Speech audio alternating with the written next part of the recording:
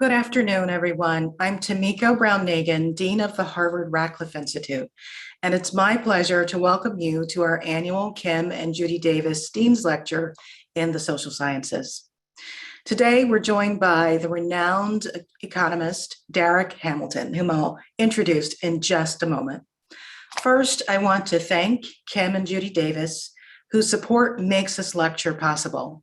I also want to acknowledge the members of the Radcliffe Institute Leadership Society and all our annual donors. Your generosity keeps Radcliffe programming free and open to the public, and we thank you. Over the past 2 years or so, as Radcliffe convened scholars and practitioners grappling with some of the most pressing challenges we face, I've often referred to this historical moment as fraught. And so it is. Our nation has come face to face with the reality of profound inequalities, deep injustice, and a record of chronic inaction. And broad coalitions across the country are demanding change to dismantle inequities and chart a more just way forward. Many others have called this moment a turning point. We are perhaps unusually aware of the potential that what we do today might shape what will happen in the future. Museums and archives have issued calls for seemingly mundane objects, photographs, newspapers, Instagram posts that document life during the pandemic. Essayists have imagined what the coming decades may hold and pondered how the next generations will interpret our response to the profound questions confronting our nation and the world.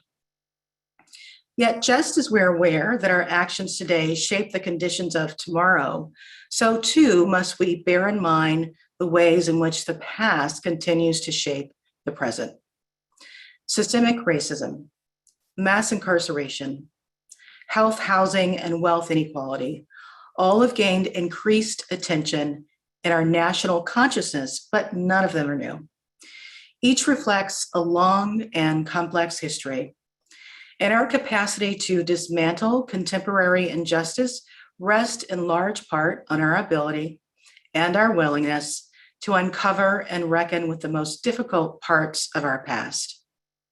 For that reason, we're fortunate to be joined today by Darrick Hamilton, a scholar whose ambitious research and policy recommendations seek to address the challenges of the present while also reckoning with the legacies of the past.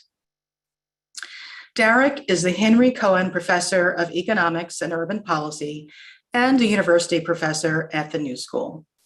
He's also the founding director of the New School's Institute for the Study of Race, Stratification, and Political Economy. He is a leading scholar of stratification economics, a field that looks beyond the traditional bounds of economics and employs an interdisciplinary lens to explain persistent disparities between groups. Darrick's scholarship examines the influences of political choices and economic conditions, both past and present, and seeks to develop an inclusive economic rights agenda. Darrick's scholarly work engages important questions of public policy, and his proposals, such as a federal jobs guarantee and baby bonds, are informing legislation at all levels of government and stimulating vibrant discussions and debates around economic rights in the United States. Darrick has advised members of Congress, presidential candidates, and the Biden-Sanders Unity Task Force. He has also testified before congressional committees about mitigating the economic effects of COVID-19 and addressing the racial wealth gap in this country. After Darrick's remarks, he'll be joined in conversation by my colleague, Dan Carpenter, who is the Allie S. Freed Professor of Government in Harvard's Faculty of Arts and Sciences and Faculty Director of the Social Sciences program here at Radcliffe. Dan, too, is a scholar engaged in important questions of history and policy, and his most recent book is Democracy by Petition: Popular Politics in Transformation. Thank you, Darrick and Dan, for joining us. Now for some logistics. Following Darrick and Dan's discussion, we'll turn to audience questions. You can use the Q&A feature on Zoom to submit your questions at any point during the program. We only ask that you keep your questions brief so we can address as many of them as possible. With that, let's begin. Welcome, Derek. The floor is yours. Thank you, Dean Brown-Nagin. This is an honor for me to be able to come and speak before you, and I'm very looking forward to the conversation with Professor Dan Carpenter afterwards. So let me get right into it. Race and identity group stratification have always been pillars of our economy. Across the globe and throughout human history, extreme inequality has persisted, and in plain sight, racism, sexism, and other isms are strategically used to consolidate economic and political power for some at the expense of others. This is unjust, this is immoral, and this is all about power relationships. Many Americans, and Black and brown families in particular, they have low wealth, low income, inadequate health care. They work in precarious, but we have a new term, essential jobs that have fewer workplace protections, lower wages, and lower benefits. The structures of our political economy and race go well beyond class and individual bigotry.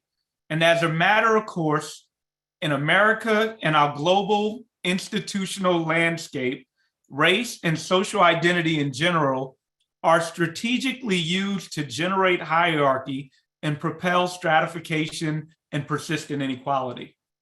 In a just world, one's race, gender, or ethnicity would have no transactional value in relation to material outcomes. Yet the immoral devaluation of Black lives is documented and well ingrained in the American political economy and is long overdue for reckoning. At issue has been government complicity in generating and facilitating these economic and racial inequalities. A particular strength of university communities is our intellectual foundation. Shielded by the honors and privileges of tenure, it is this intellectual foundation that provides university faculties with a comparative advantage to conduct values-based, truth-seeking, rigorous research, however controversial it may be. I believe we should embrace the principles of morality, decency, and economic sustainability in a vision and plan to address inequality in our political economy.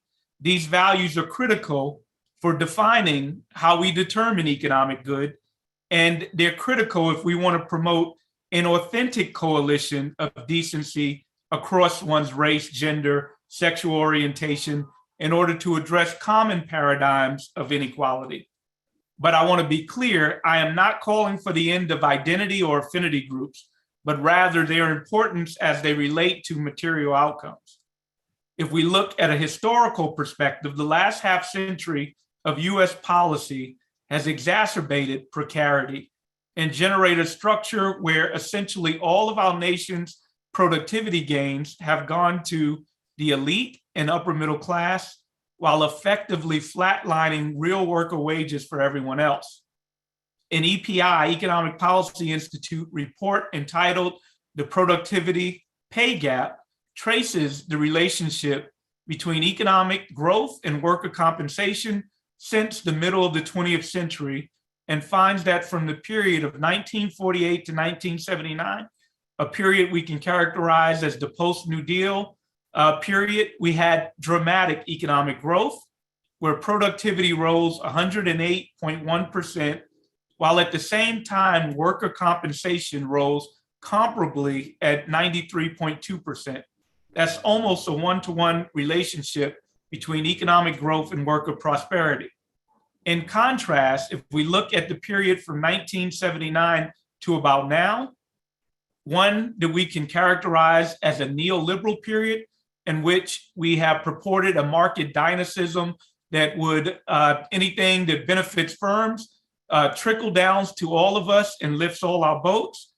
That period, we've seen productivity rise at about 70%, while worker compensation rose only at about 12%. One could also call this the supply side economic period.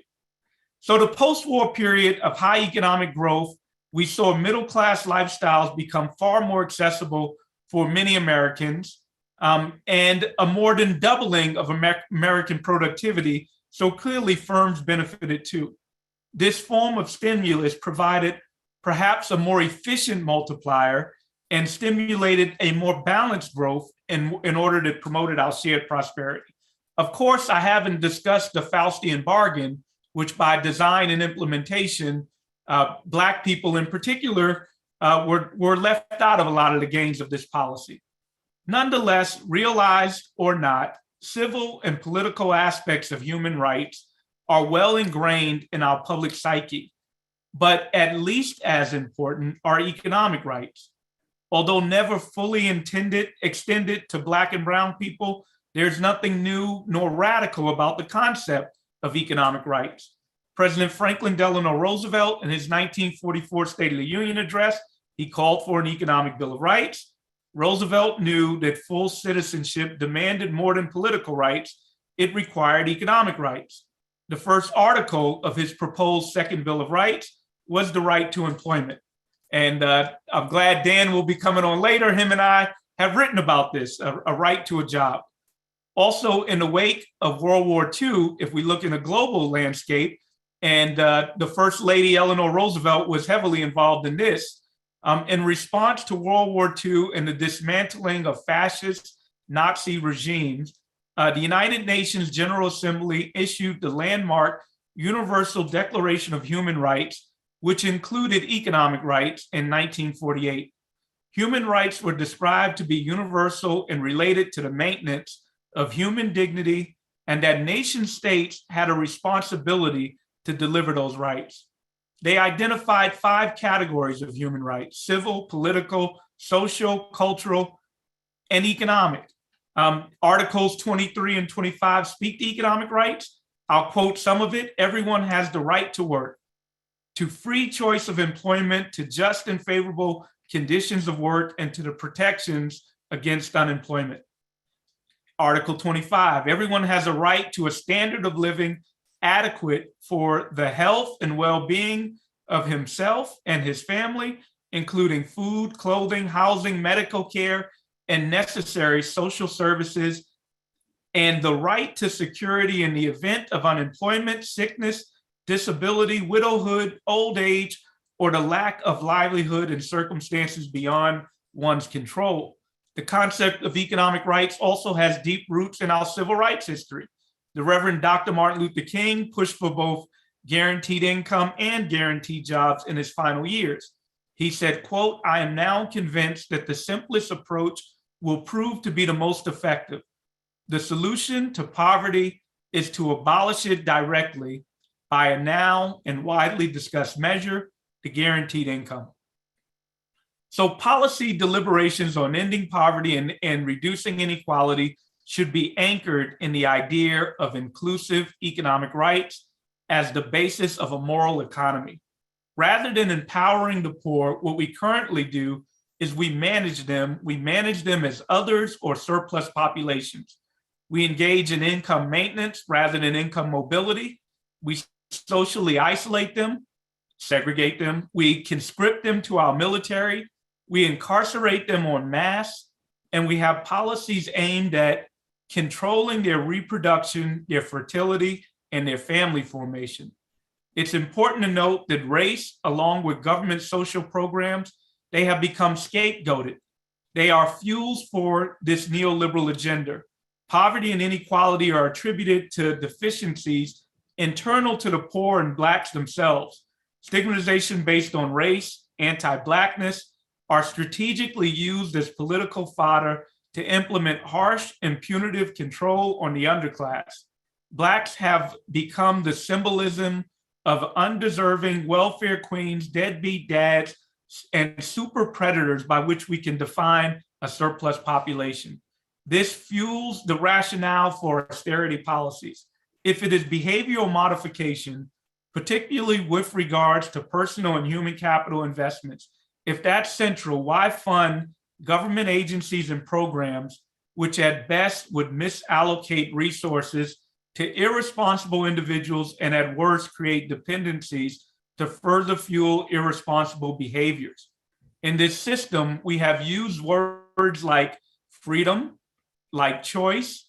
We have weaponized them as rhetorical devices intended to appeal to one's desire for agency and desire to not be a victim. It feeds the proverbial American narrative that through hard work, effort, individuals can turn their proverbial rags into riches. We offer individual anecdotes as evidence of the power of efforts and free market efficacy. But what we don't offer in this paradigm is the systematic evidence of the countless cases of hardworking individuals who are not able to attain social mobility, and likewise the anecdotes of the individuals that are born into privilege who are able to maintain that privilege regardless of their effort or ingenuity extended.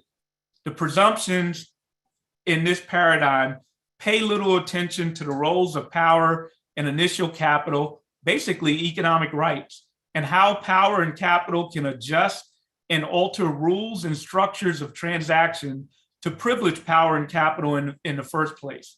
Wealthier families with financial advantage buy crucial additional advantages for their children, such as the ability to attain a college degree without the albatross of a costly educational debt, and lack of wealth prevents many families from accessing this advantage, contributing to the ever-increasing distance between those born with and without resources. The unjust racial wealth gap is in and of itself an implicit measure of our race's past. It's rooted in a history in which whites have been privileged by government complicit political and economic interventions that have afforded them access to resources and the intergenerational accumulation that can come about from those resources.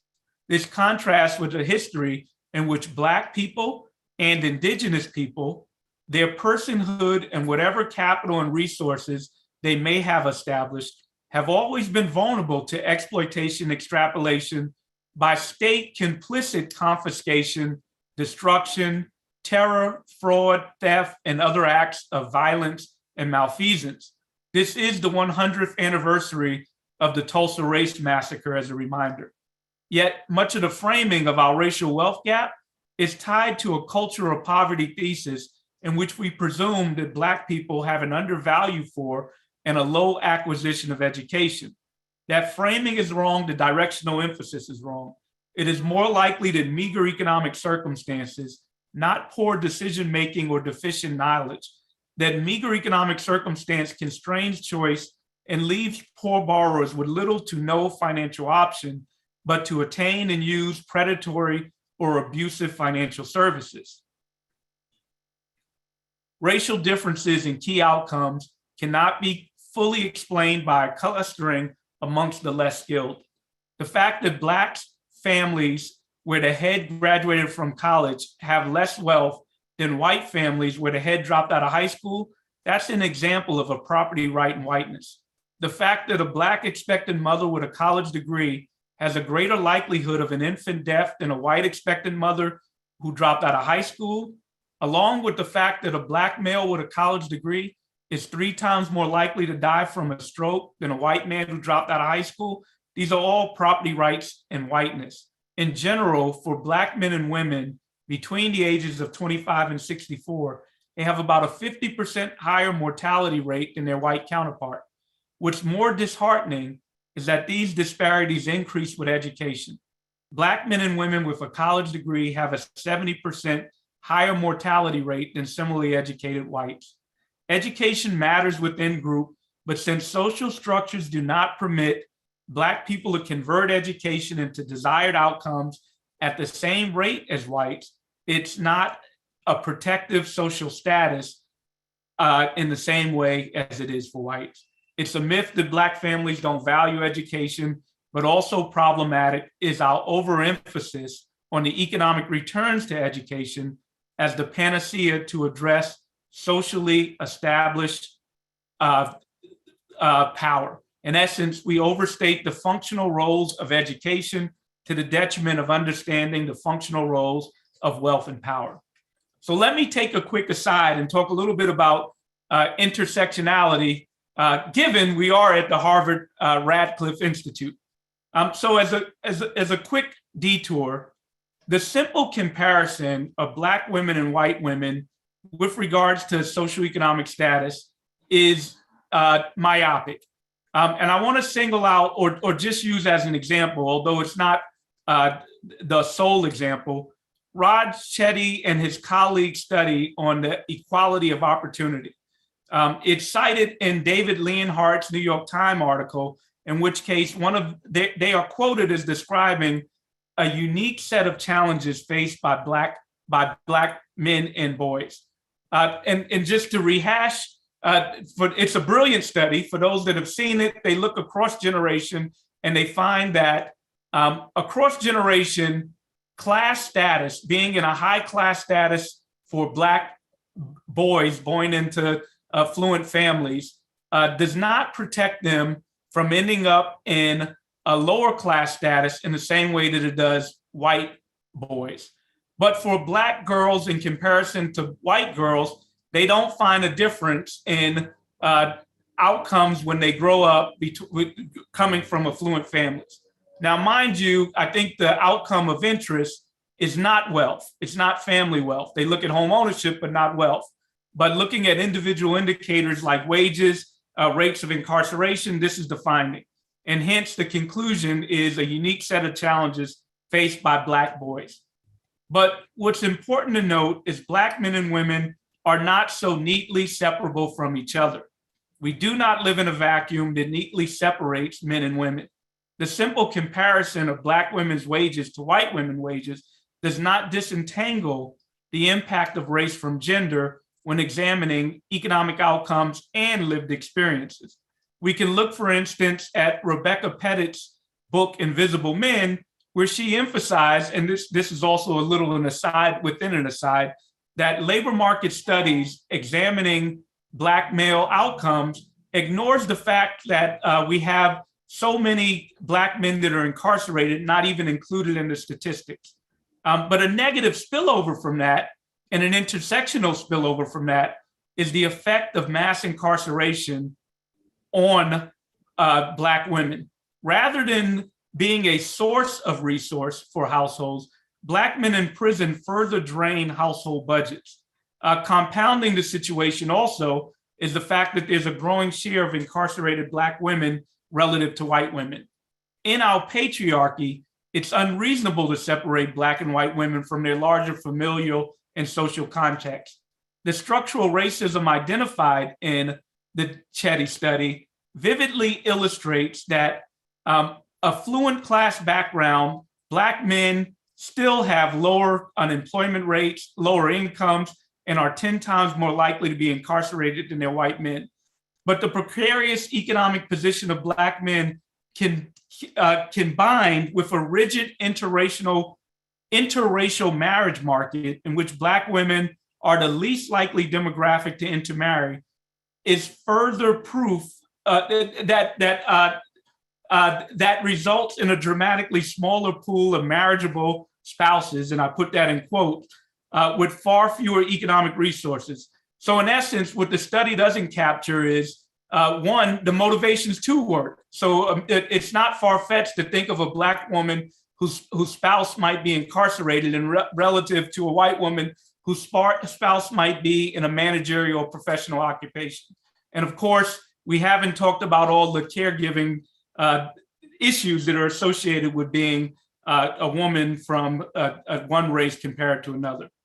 But back to the point, the neoliberal framing of our economy basically naturalizes poverty and inequality by castigating it as the result of unproductive and deficient behavior. That is, subpar outcomes are seen as resulting from personal choices of individuals and communities. An inclusive economic rights frame turns all of this on its head by locating poverty and inequality as resulting from an absence of resources.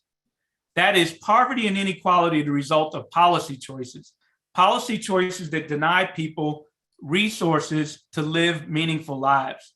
The frame calls for government to end poverty directly by placing resources in the hands of people as a right. Authentic economic freedom and agency is rooted in resources. Choice is limited for individuals who lack basic needs like employment, adequate income, shelter, food, or healthcare.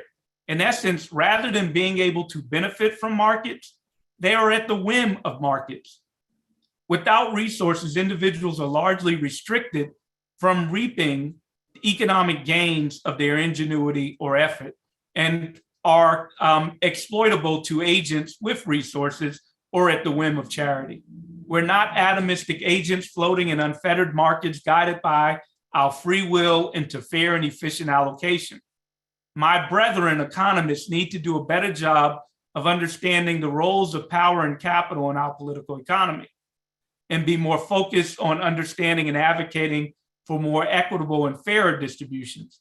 The conventional view of economics with regards to race prejudice is that it is an exogenous binary that represents preferences, taste, bigotry, or ignorance, and that the market should arbitrage away over time by non-bigoted firms seeking profits. What's ignored is the strategic agency and benefits that individuals have in choosing and investing in a collective group identity. It's not exogenous, it is a choice variable. And the social structures that we have may increase or decrease incentives to invest in that choice. We should also note that there are intermediate economic and social benefits associated with one's identity if they are in particular part of an in-group, as well as some benefits associated from distancing oneself from some out-group. The frame described fits well with Herbert Blummer's thesis. He's a classical sociologist that, quote, race prejudice exists basically in a sense of group position rather than a set of feelings which members of a racial group have towards members of another racial group. Basically, what Blummer was describing is that group relative position transcends individual feelings. That's the impetus for the psychological and material benefits of white privilege. But we should note that this privilege is grounded in an immoral notion of benefit, and we can redefine benefit. It's a benefit that's largely predicated on a self-interested neoliberal and tribal norm in which accumulation knows no bounds. We should recognize that there's a baseline set of enabling goods and services that are so critical for individual self-determination that without them, individuals have limited capacity to reap economic return. Public intervention is needed to guarantee inclusive economic rights to counterbalance the accrued economic and racialized private power in which, in isolation, economic markets are incapable of redress.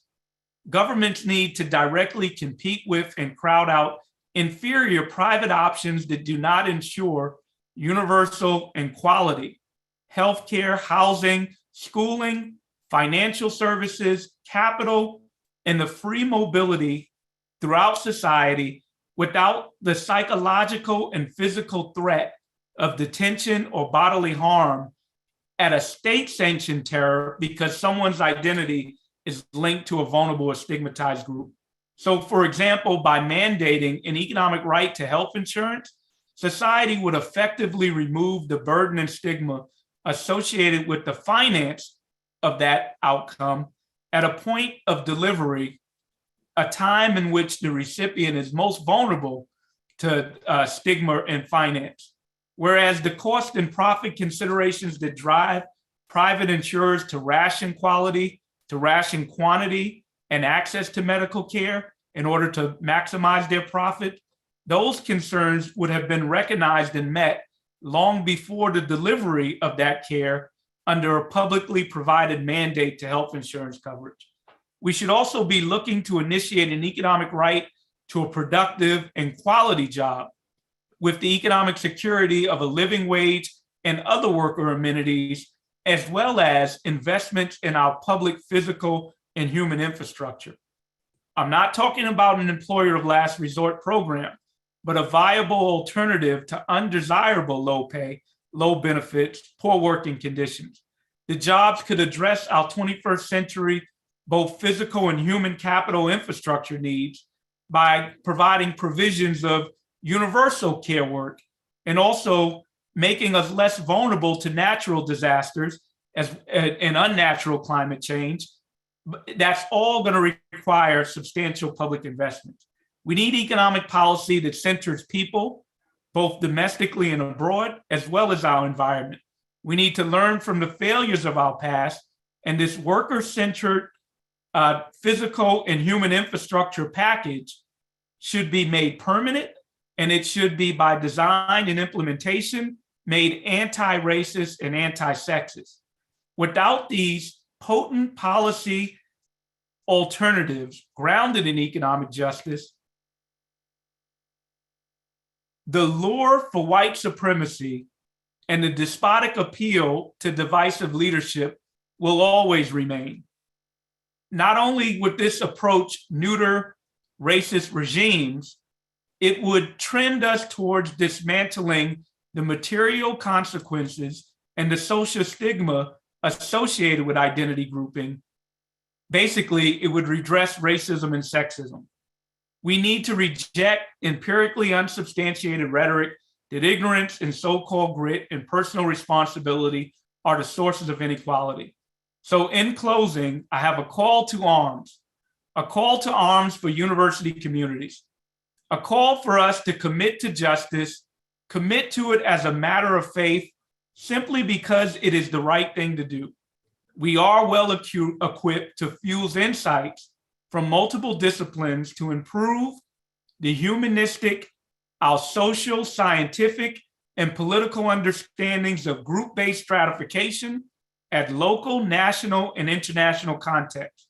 We should use our vast and highly subsidized resources to produce high quality and impactful work that generate innovative strategies, policies, and investments that break down restrictive hierarchies, investments that empower people and move society towards greater equity, particularly as these restrictive hierarchies relate to one's cursory group-based identity, like their race, like their gender, or their sexual orientation. So now I'd like to invite my friend, my colleague, and the outstanding Professor Dan Carpenter to join in conversation. Professor Hamilton, it is indeed an honor to be your colleague, your co-author, and to be with you here today. Before I engage you in a conversation, I just want to thank you for a talk. Your writings and your oratory always make me think, and they make me think often in ways that, in part because the starkness of the portraits that you provide of our contemporary predicaments, as well as the moral clarity and audacity that you provide. I'll be honest, and I think it's probably true for a lot of your listeners, they sometimes might leave people uncomfortable, but it's a discomfort I need. And so I just want to thank you for that. Thank you. I want to start with a couple of questions, and they're sort of potential critiques of the vision that you're giving us here today. Let me start with a critique from what you might call a critique from the left, although I don't want to reduce the left or the right to some single audience. But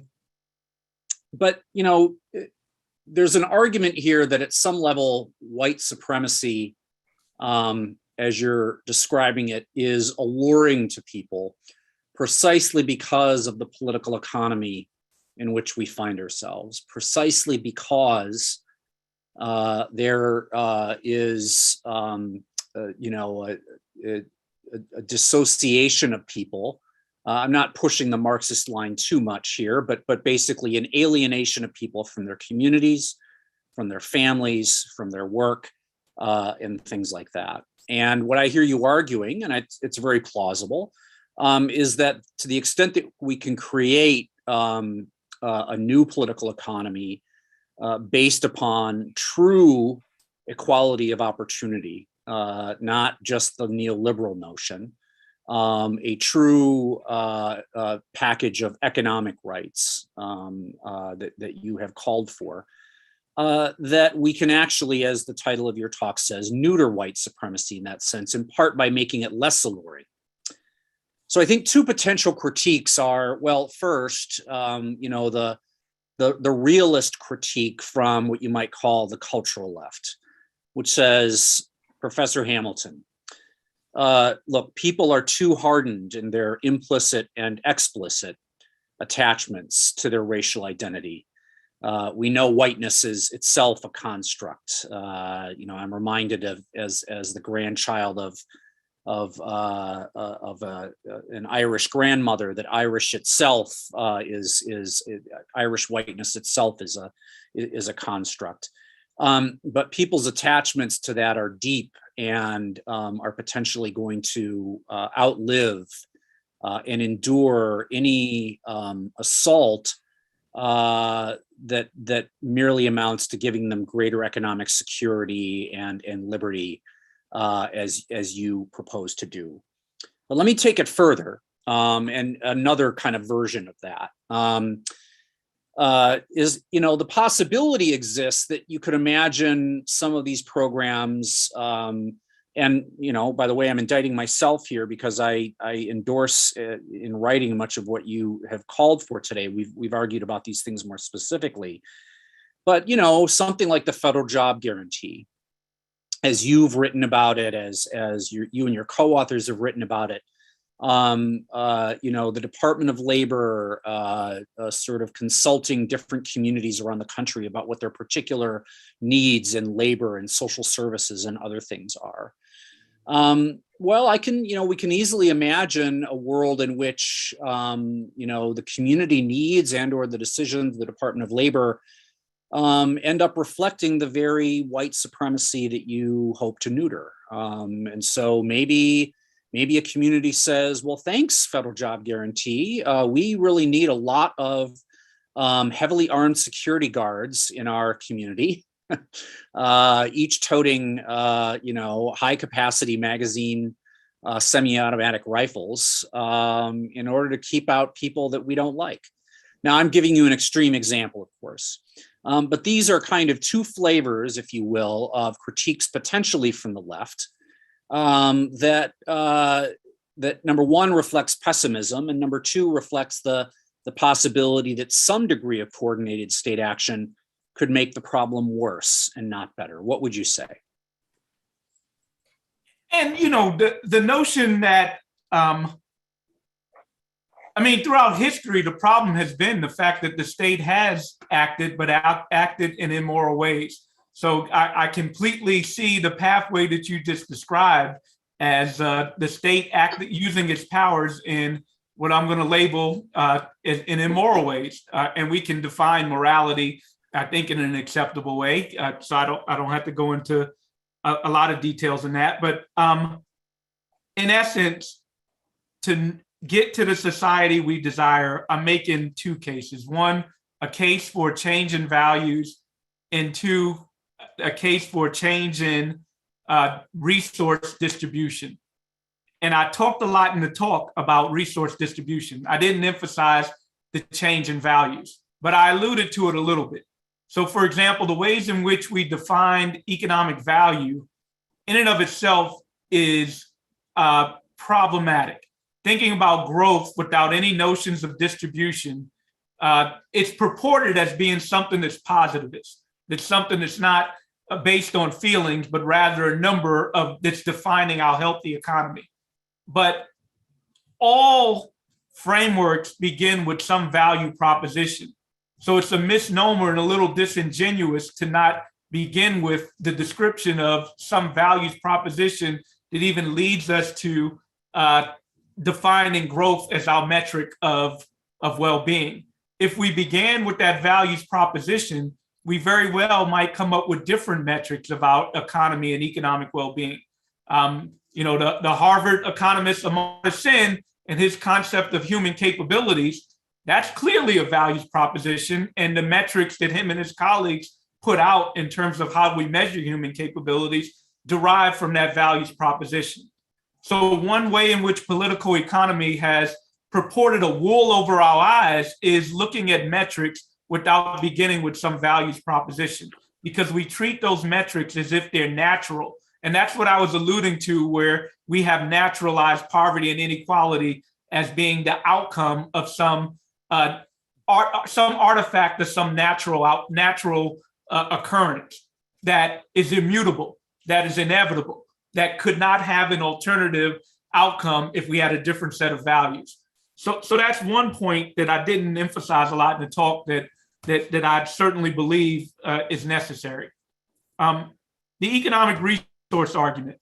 This one is saying that, people care not only about their absolute status, but their relative status. People also have affinities to groups, to defining their well-being in groups. And those groups can be weaponized, and I keep using the word weaponized, those groups can be affected in a way to harness individual rewards. And that is, again, what I'm arguing is the baseline for white supremacy or patriarchy, or being able to reap some material or psychological consequence as the result of belonging in a group. And I guess the point that I'm trying to make with an inclusive economic rights agenda is that there's a trade-off between one's vertical position and horizontal position. With greater despair, we're more susceptible to fascism. With greater despair and inequality in society, if people don't believe they can affect their position in a vertical way, if the more fixated that becomes, the more vulnerable a dominant group can say, at least you're not Mexican, and I'm going to build a wall to protect you from them. At least you're not Jewish, and I'm going to take their resources and put them in a concentration camp. And that will at least, not only will you reap direct benefits, but it will psychologically restore your sense of order by putting you in a dominant position. Again, these are immoral benefits, but nonetheless, the human history has shown us that these are benefits that people are drawn to. So by doing an economic rights frame, it mitigates the ability for, quite frankly, fascism. And then one attribute that I would add to it is it needs to be done in an intentional, inclusive way. I use the word anti-racist or anti-sexist, but making the case grounded in the work of Ira Katz-Nelson, which showed that the New Deal was racist by design and implementation, to avoid that Faustian bargain that will leave us susceptible to and not having the longevity, a new regime coming in and exploiting our racial divisions. We need to make sure that the economic rights are intentionally inclusive. It's not, one, it's the right thing to do to make sure it's inclusive, but two, I also believe that it changes our values in a way that makes us less vulnerable to change. Last thing I'm going to say, and I know we want to get questions in, is you mentioned Marxism, and I'll say that, the Marx long run vision is that labor will eventually defeat capital, that the concentration will become such that eventually in the long run, labor will organize and defeat capital. I didn't say that eloquently, but what I think the Marxian vision misses and why they're wrong, that labor does not necessarily have to win in the long run, is the role of race, the role of colonialism, the role of identity group stratification. That by offering a dominant political group relative status, elites are able to capture political and economic power at the top, potentially in perpetuity. That if we don't recognize that race, politics, and economics are inseparable, and that we can't reduce economics and politics to class without notions of identity, without that recognition, we can have structures that facilitate consolidation at the top almost in perpetuity. Thanks very much, Derek. Let me now turn to some audience questions.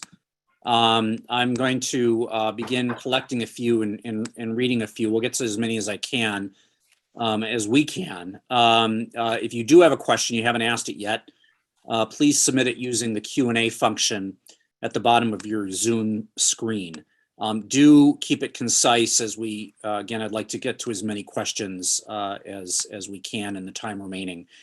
So I want to, the first set of questions kind of get to a potential tension between your framing of the problem and potentially the, if you will, the political feasibility of your solution. And so one woman asks, how can we best frame the need for economic rights for those who've been historically disenfranchised when many people today, including white people, are struggling economically? Another person says worries that if we categorize human beings by race, then do we not potentially undermine the universality of a program like yours?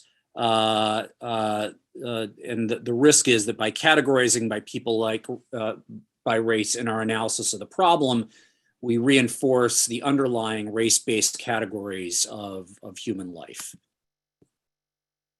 Okay, so I'll start at the top about political feasibility.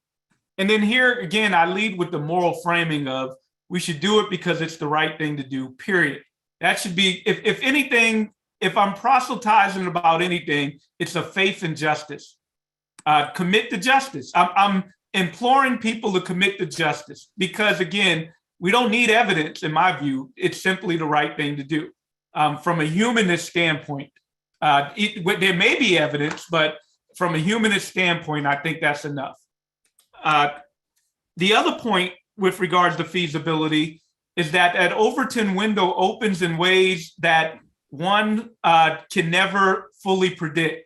In South Africa, if you would have asked the Black South Africans, could apartheid have ended, say 5 years before it ended, I doubt you would have got a majority response that they thought it could have ended. So, you know, that's the cliche example, but it's a real example.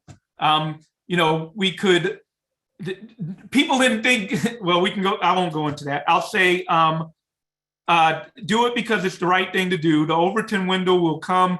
And then here's the other point.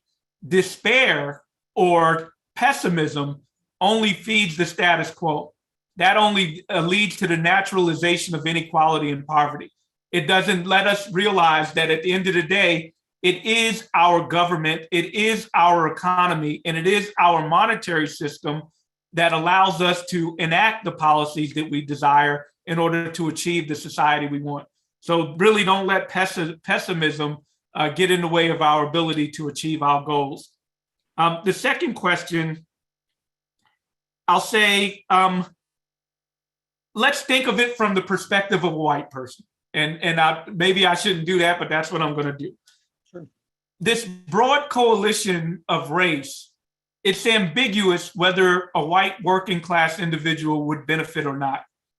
We like to believe and we purport that that broad coalition naturally benefits the white person.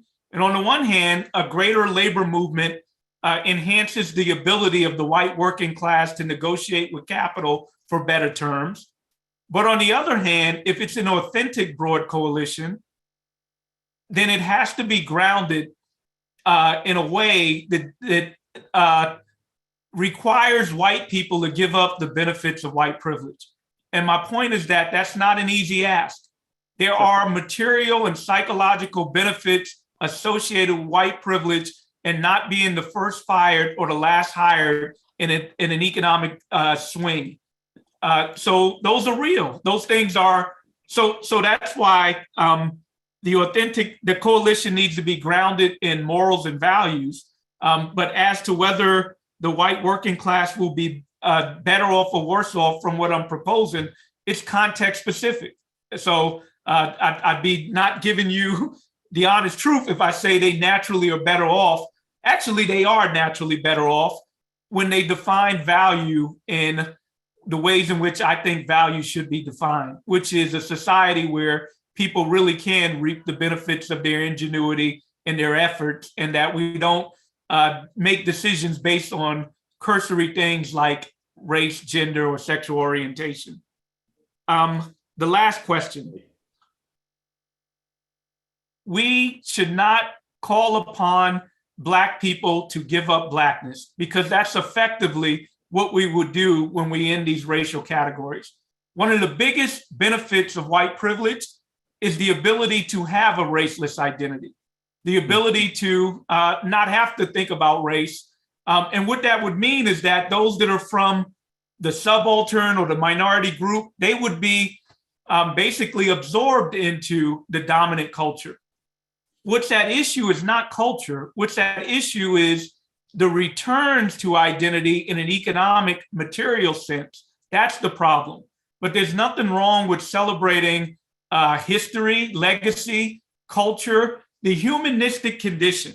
We shouldn't ask people to give up their humanistic conditions. We can have both a humanistic condition as well as a society that doesn't offer returns associated with identity.